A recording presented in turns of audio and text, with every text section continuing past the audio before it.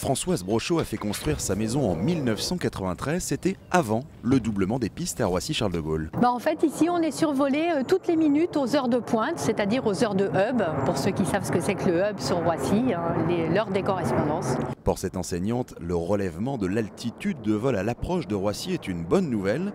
En revanche, le remboursement des dépenses d'insonorisation ne lui suffit pas, car il ne résout pas le problème du bruit à la source. Si j'ai fait le choix de vivre en vallée de Montmorency, c'est pour bénéficier de mon petit jardin, pour sortir. Et puis aussi, il n'y a qu'en hiver qu'on vit fenêtres fermées.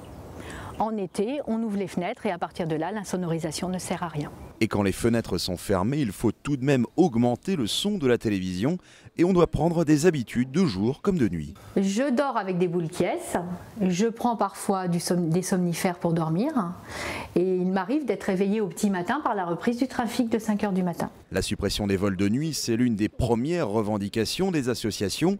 Impossible, répond la ministre des Transports, pour des raisons économiques. En revanche, interdire les avions les plus bruyants et créer une trajectoire particulière la nuit, c'est-à-dire à éviter toutes les zones du Val d'Oise qui sont très peuplées, 220 000 personnes survolées la nuit en moins entre 0 et 5 h du matin, ça c'est possible et ça va être fait. Moins d'avions la nuit, c'est l'assurance d'une sursaturation des aéroports de Paris.